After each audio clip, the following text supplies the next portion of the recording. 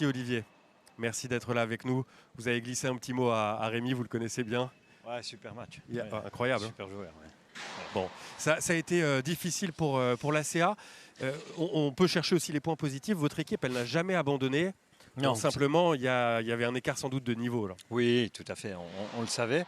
Mais c'est vrai que le côté positif, c'est que l'équipe s'est accrochée jusqu'au bout. Alors on fait une première mi-temps où on a l'impression d'être bien en place. Bon, après sur le plan offensif, ça a été très pauvre, il y a eu un déchet incroyable. Donc c'est difficile de subir, mais malgré tout, sur les 20 premières minutes, il n'y a pas de situation dangereuse pour cette équipe lilloise et on sentait qu'on avait l'impression d'être bien dans ce match. Après, il y a eu ce super but qui est l'ouverture du score qui nous fait un petit peu mal. La seconde mi-temps était de meilleure facture. Alors est-ce que c'est du fait que Lille à 3-0 relâche un petit peu on a 2-3 situations intéressantes sur le plan offensif. Défensivement, on a réussi à tenir le coup. L'objectif, c'était de ne pas repartir avec une valise. Mais dans des situations comme ça, quand on est au fond et qu'on menait 3-0 à la mi-temps, c'est vrai qu'on craint le pire. Et puis, malgré tout, les joueurs ont montré encore beaucoup d'envie. Ils ont fait preuve d'amour-propre et c'est ce qui est important pour nous. Ouais, j'ai bien aimé le comportement de vos joueurs. Je ne vous cache pas qu'à la mi-temps, on avait un peu peur pour la deuxième période. On connaît ce genre de situation. Quels ont été vos mots à la mi-temps, les leviers aussi pour trouver cette réaction chez vos joueurs? Est-ce que c'est utile de crier d'ailleurs à la mi-temps Non, alors, absolument pas. Non, au contraire. Non.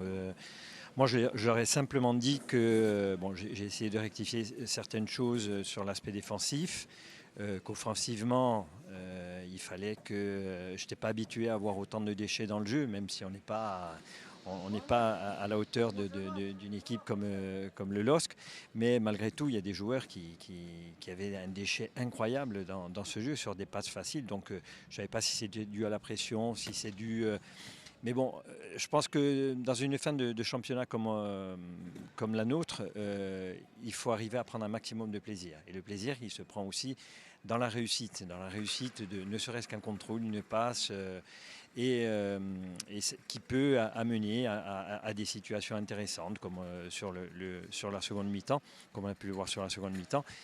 Donc je leur ai simplement dit de faire un effort là-dessus, d'être beaucoup plus juste techniquement et encore une fois de prendre un maximum de plaisir dans un match qui était très mal embarqué et d'avoir la fierté de dire que voilà, on a fait le maximum. Il me semble que les joueurs ont répondu à ça. Olivier, une question d'actualité. Hier, vous n'aviez pas de nouvelles de Youssef Belaïli qui manifestement est rentré en Algérie. Est-ce qu'aujourd'hui, vous en avez? Et que veut dire que le club souhaite acter une décision disciplinaire à son encontre? C'est quoi le calendrier? L'idée, c'est de s'en séparer tout simplement? Alors, non, toujours pas de nouvelles. Le club a entamé une procédure disciplinaire. Je ne sais pas exactement ce qu'il en est. Moi, j'ai simplement fait constater à mes dirigeants que le joueur n'était pas présent. Après, pour le reste, c'est de l'administratif. Je ne m'en mêle pas trop. Est-ce qu'ils veulent aller à la rupture de contrat? Je ne sais pas. De toute manière, quelle est la démarche à suivre pour arriver à rompre un contrat de joueur? C'est pas simple. Donc je laisse le club s'en occuper. Affaire à suivre. Donc, une question vous concernant maintenant. Vous connaissez bien, comme tout le monde ici, l'enfer de la Ligue 2. Est-ce que cette fin de saison vous donne envie de replonger dans cet enfer de la Ligue 2 la saison prochaine? On y est contraint et forcé, malheureusement.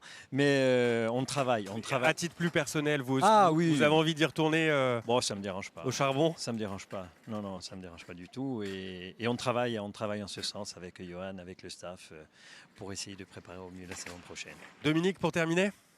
Oui, Olivier, on a vu le jeune Chegra rentrer aujourd'hui. Est-ce que l'enjeu de fin de saison sera justement de lancer les jeunes en vue de la saison prochaine? Et est-ce que vous en avez d'autres en fait en stock sans les envoyer un peu au casse-pipe, quoi? Oui, c'est un petit peu l'idée. On va y aller progressivement. J'ai lu les déclarations de Christophe Galtier qui disait qu'il fallait être prudent avec les jeunes. Il faut qu'on le soit nous aussi, d'autant plus qu'on a une fin de calendrier en jouant quasiment toutes les équipes qui se battent pour l'Europe. Donc je ne veux pas non plus les griller, mais les faire rentrer de temps en temps comme ça, leur faire avoir du temps de jeu pour qu'ils voient aussi ce qu'est le monde professionnel. Et je pense qu'on a encore deux joueurs à faire monter avec nous dans l'effectif. C'est vrai que le calendrier, il est costaud. il n'est pas évident. On l'a sur vu. cette fin de Toulouse, saison. Paris, Rennes, Lens, Marseille. Bon, Voilà. ça fait de beaux matchs à jouer. Exactement. Merci Olivier. C'est le plaisir qu'il faut C'est le prendre plaisir de jusqu'à la la fin de Ligue. la saison. C'est vrai. Voilà. Exactement. Merci beaucoup Olivier Merci. pour votre sourire malgré la défaite aujourd'hui.